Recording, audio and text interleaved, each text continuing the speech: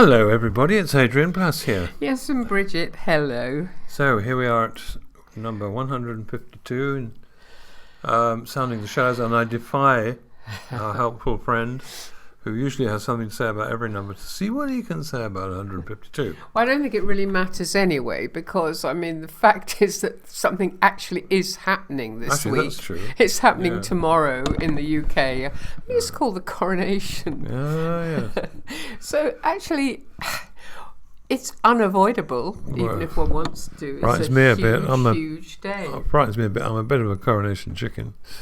So I don't know how. That's seriously silly. I don't know what I'm going to think about it. But anyway, yes, that is happening this weekend. And it's true.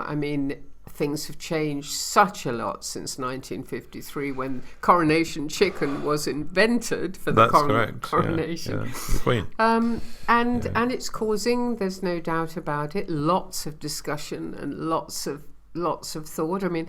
There's going to be thousands of people there who are 100% sure it's all a good thing, and there are going to be a lot of people who are not at all sure that it's a good thing, and there will be, I'm pretty sure they're reckoning there's going to be some level of demonstration and objection. Yeah, and they accept that. Do you there's a load of people camping on the Mall. They were talking to them this morning. How do you get to be allowed to camp on the Mall? I don't understand that. Well, I think there's a bigger question. What's that? Well, why would you want to camp on a hard, cold pavement? Some of them have been there for days already. I know. Getting their position ready. It's lovely, really. They're having fun. Yeah. They are having fun. Yeah. And I think I was very struck, really.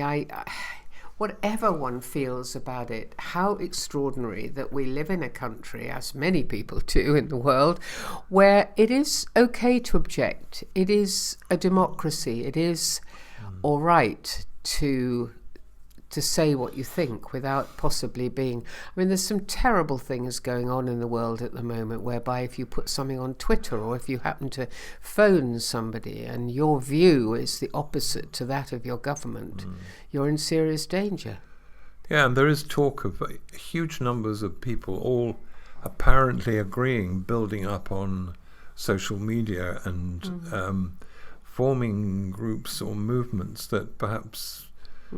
people aren't all that aware of. I don't know. I must confess I'm ignorant about all that. Well, no, but we do know that the world has changed a lot. And for example, we also know, because everybody knows, that there are countries that were under some level of governance from little UK that no longer are. And then there are other countries like Australia, New Zealand, various other places where their feeling is they've grown up. They really are no longer connected in the same way. And we've got to understand that. And I was thinking, Adrian, about World Vision. And I was thinking about everything that we learned. World Vision is a charity, by the way. Sorry. That's all right. World Vision works funding existing projects, doesn't it? Well, it works creating new projects in an area that has called on it for help. Well, that's what I mean. It goes to the people to discover what they need. And what they need. Want, And there are many charities working the same way, but it's just we had such an involvement for a long time with World Vision. I suppose I was thinking that the whole way that sponsorship worked, if you remember, was that it worked over a 15-year period, whereby the first 5 years, everything was done by experts from World Vision, people who knew how to build and how to sort out problems with no water, and how to put in education and health centres and all sorts of stuff. And then second 5 years was teaching local people how to do it. Third 5 years was moving on and leaving somewhere independent. And that is a good model for the world, surely. That idea of being in charge of somewhere else, doing it all, putting stuff in. And working towards independence for people on the ground. Well, I did enjoy our time with World Vision, and interestingly, some people may or may not know this, that World Vision is not an evangelizing body. In other words, some of the, I'm not saying anything negative about other charities, but World Vision go into countries where people, whatever their, doesn't matter what that's true. their religious background is, they go there to help them. But they are motivated by Christian faith, but they don't spread it and they don't preach it. No, and there is a respect for other faiths, and that's one that's big right. change with this coronation, of course. I mean, that now the UK is a multi-faith, multi-all sorts, no faith at all, lots of different types of people from lots and lots of different nationalities. So obviously shifts and changes, but What do you think then about the I mean, we've heard some very casual views, haven't we, about, on television from people about what they think about the monarchy and what should happen, and some very informed views as well. But it does seem important you don't just go for news' sake. I mean, I'm not quite sure what the virtue in that is. Yeah, I mean, I remember being young enough to know that I wanted things to be radical and different, and I thought my parents didn't understand and all the rest of it. So I do understand that, but I particularly remember, Adrian, you and I being fairly young adults in the 80s, and the pressures on the church to abandon the boring old, which it was sort of, that's how it was depicted in the church. Well, you remember someone hung his arm, I remember, in a service and said, this is, and then he named, well, it was the Anglican church he was talking about. He said, this is a dead branch that we no longer need. We need to cut it off. We need to cut it off. And I remember then, and we I don't know what we were, but I remember then being horrified at the idea that thousands and thousands and thousands of people it was suggested they would be cut off because they weren't spiritually potent or something. But then, I mean, we have to say that Protestants did it to Catholics, and there were lots of corruptions, there were lots of problems, but there were also some extraordinary people trying to follow Christ. And I think, if you remember, there was a lot of talk, and I remember going along with it, really, hearing it and thinking, I see, I understand about the wine, you can't put new wine into old wineskins because of the fermentation, and that they would split. And I would think, everything's new and exciting, and of course you can't fit that into the old stuff, otherwise it would break. But I don't know, is that what we would think now, Adrian? Well, I think now we might smile and say, the old wine is the best wine. That's the vintage the wine. Stuff you can't afford, yes. But also, I mean, there was a lot about Nehemiah. Do you remember? Nehemiah's the man who built a wall.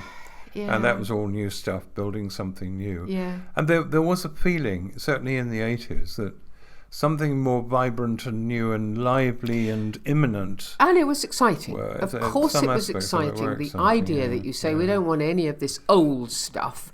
We're going to have all new stuff. But and bits of the Bible could always be pulled out for that. But we were talking the other day, weren't we, or the other week, about the fact that Jesus didn't say the 10 Commandments are rubbish. I mean, he actually said, don't let one jot, one tiny bit of the law be ignored. But then he said, I've come to fulfill the law. Yeah. So the best stayed. And when we talked quite a lot, didn't we, about Jesus? We talked about the fact that he actually reduced it in his expression of it to the 2 first commandments, which are to love God and love your neighbour. Yeah. Which the significance of which is that it is 100% positive. It isn't about what you don't do, it's about what you do, and the what you don't do gets swallowed up in the positive nature of that. But I mean, there are other bits as well, aren't there, like follow the ancient road and stick to the ancient road. Well, that sounds really boring. It sounds straight, but actually, I mean, the ancient road depends on was the language you use about it, doesn't it, really? Of course it does. One of the quotes that it is a sort of immutable message, I think. Well, you read it. It's in Micah, 6th chapter of Micah the minor prophet that wrote some good stuff. He did. What You does- remember our friend who said he was determined to read all the minor prophets That's because right, when he so got to heaven, yes. he wanted to be able to say to them, "Oh yes, I read your book," and I've Yes. never forgotten that. I haven't read all of the minor prophets books, but this is such a good thing. Yeah, this is just what he said. Read out Oh what he man, said. what is good and what does the Lord require of you but to do justice, to love kindness, and to walk humbly with your God? Well, that's as modern and as relevant to the King, to us, to followers of Christ, to people trying to live well, to do Justice, justice, kindness, to love kindness, humility, and to yeah. walk I love the fact humbly. that kindness is right in the middle of it. Someone said to me the other day, being kind is really important, isn't it? As though they weren't quite sure that could be that important. But it is very attractive, isn't it? The idea of justice and kindness, humility, but for human beings and flawed human beings. And we've heard some stuff recently about people falling foul of their weaknesses, and it's terrible. But if you ignore, I think, can only talk about me or us maybe, we ignore things like Micah said, at our peril, because Yes. whatever else happens, that I don't think is ever going to change. No. If- It is utterly modern, isn't it? I mean, Yeah. that is what we want from a monarch. It's what we want if it's a president. It's what we want from the leaders of our church. You know, but I say it's what we want. It's what we want in a way, but actually the whole celebrity thing has created all sorts of perils and Yeah, problems for people who are trying to lead, whether it's a country or a church or a movement, hasn't it? There's an odd sort of ordinariness about Christianity that is very difficult to grasp or grip onto somehow, because justice and kindness and humility often involve small things. Always, maybe. And as we were saying last time, you know, making sure your house is in order for the big things to happen. And these things, justice, kindness, humility, you can't kind of make yourself like that, but you can have them flagged up. I think as, you can check. things I that are think important. they're pretty good, aren't they? Yeah. Am I trying to be just in what I do? Am I being kind? And am I being aware just how big God is and how ordinary and small I am? Because if not, people keep telling you you're great, people keep telling you you're important, then, you know, you're going to get in a muddle. Well, we've seen church leaders who believed their own publicity and have ended up Yeah. falling foul, because in the end there are no gods leading the church. There are just No, people. there are no superhumans, are there? And anyway, No. moving to a much more recent quote, Yes. which Now is a this lot is less interesting. biblical. One of my favourite writers is Michael Connolly, and this isn't an advert because about a million other people agree with me, but he writes American detective novels, really brilliant ones actually. And the main character in his books is a fellow called Harry Bosch, Uh-huh. who has his own particular And he way of doing loves things. jazz, doesn't he? He does, but he's a interesting character if you ever want to read about. Anyway, so Bosch is a big fan of especially real quality jazz, and he particularly admires a jazz bass player, bassist, as they call in America, called Ron Carter. And this is a quote from one of his books, Connolly's books that I was reading. This is Bosch's view, but I think it's also Connolly's view for sure. Whether on his own recordings or someone else's, Carter's work always stood out. Harry believed this was because, as a bassist, he could never really be a sideman. In other words, he couldn't be an extra on the edge. Didn't really count. He was always the anchor. He always drove the beat, even if it was behind someone exceptional, like, for those who know this, in the horn player called Miles Davis. Yeah. So, I mean, what Bosch was saying is that Miles Davis plays the tune, if you like, but if you haven't got the other fella providing the anchor with the bass, you can lose your way very careful. This is very so easily. interesting, and I think it's something we'll probably come back to, and maybe other people will as well. This idea of the bass note. as soon as you start thinking about the vibration of the bass note and the way that it keeps the rhythm, it drives the beat, is what he said, wasn't it? The anchor. That's really fascinating. But it doesn't dominate. It doesn't in dominate. the sense that it comes to the front and takes over. But if you haven't got it, obviously it's very easy to go off the path you're supposed to be on. So certainly in the church, I think it's interesting to think about what the bass note in our modern churches, and there are many sorts. We're talking about bits of tradition that actually are valuable, instead of dumping the way things were and looking, or the hard work done by people who were there before we were, new leaders, and we know there are people who put their absolute all into things and got sidelined, or that very what we just sidelined read. Because they weren't exciting or new enough. Their message was, I suppose so, because they were kind and humble and not very big and powerful and right. shiny. Something like that.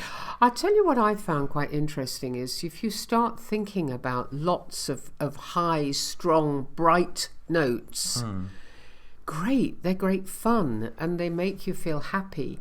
But if there isn't that bass note, they can become more of a pop song, sort of, fine in their place. Yeah, there can be a shallowness. They don't take you anywhere. And if you think about the great songs of all different sorts, they have a quality somewhere in them that is more than just the tune. I don't know. I suppose it's. I just think. I think you're absolutely right that that Micah message, deceptively simple, or the crucial place of this man called Jesus in our faith, and kindness and humility and justice. And that is his spirit that's in us, isn't it? If we're listening to it. Those quite quiet but regular reminders of what it's all about. And you can get carried away, as you say, by the excitement of new notes, but when they do become very shrill and not very harmonious, and we've been reading about it recently, when people rush into places where they're not supposed to be, and the regular beat of the will of God has got drowned out. Anything can happen, and it does happen, and it can end in disappointment for thousands sometimes, and even a sort of disaster. And thank goodness, Adrian, that we believe in a God of 1,000 new beginnings. And if you think about some of our great music writers, I'm coming back to the heart of worship. Yes, I did maybe go trotting along, and it's so easy to end up producing something that people love because it's just simply fun. But I was looking for an example in the Bible, in Acts, for instance, where Paul is writing to the Corinthian Christians, and obviously things have gone really badly wrong there, and it's an intriguing thing that's happened, because he's writing to these people who have become fixed on particular individuals, and he says, some from Chloe's household have informed me that there are quarrels among you. What I mean is this: one of you says, I follow Paul, another I follow Apollos, another I follow Cephas, still another I follow Christ, which is interesting, because you'd think that would be all right, but there are ways and ways of doing your thing in your way that are aimed at excluding others. So and then Paul says, is Christ divided? Is he split up into Apollos? And was Paul crucified for you? Typical Paul, isn't it? Were you baptized in the name of Paul? We preach Christ crucified. Again, the most profound bass note of all. We preach a failure. We preach someone who appeared to fail. And because he appeared to fail, something wonderful happened. And because of that, Jesus was a stumbling block, as Paul said, to Jews, and it all seemed foolish to Gentiles. So Paul says, if you want to boast about somebody or something, boast in Christ the Lord, crucified. in Jesus, yeah, in Christ And crucified. actually, I think it's something that we have thought about before, that there has been a feeling of being able to leave the cross out in and leap to the resurrection, and the brightness, the happiness of that, and never allow what as you say, kept them safe, Adrian. It kept them safe. We preach Christ crucified because it was the crucifixion that made it possible for all of us to go home to God. And if you start losing that out, then things can get a bit wild round the edges. Well, I think people look for fun. They look for a new kind of excitement, maybe this shrill note we were talking about. And we could say a lot more about it, but clearly there is a need sometimes to calm down and look at and listen to the bass note. Yeah. See what the beat is. See where we're going. It's wonderful to have new music in your life. Of course it is. And it's welcome, but I think kindness, humility, justice, and for us, and Jesus as the cornerstone, that is the ongoing bass note. And I was thinking, Adrian, that tonight, on the Friday night before the coronation of a king, whether you agree with it or not, it's a good pray. It's a good chance to pray that he will also follow those words of Micah. And that the next chapter in the UK and in countries that are making the decision to become independent can be exciting, but also grounded in the best, really. Yeah, good luck, Charles. Good luck, Charles. Be interesting to be looking back at it next week. Yes, it will. Yeah. Gosh, what a thing. Tell us what you think. Absolutely. We'd love to know. And we'll talk to you next week.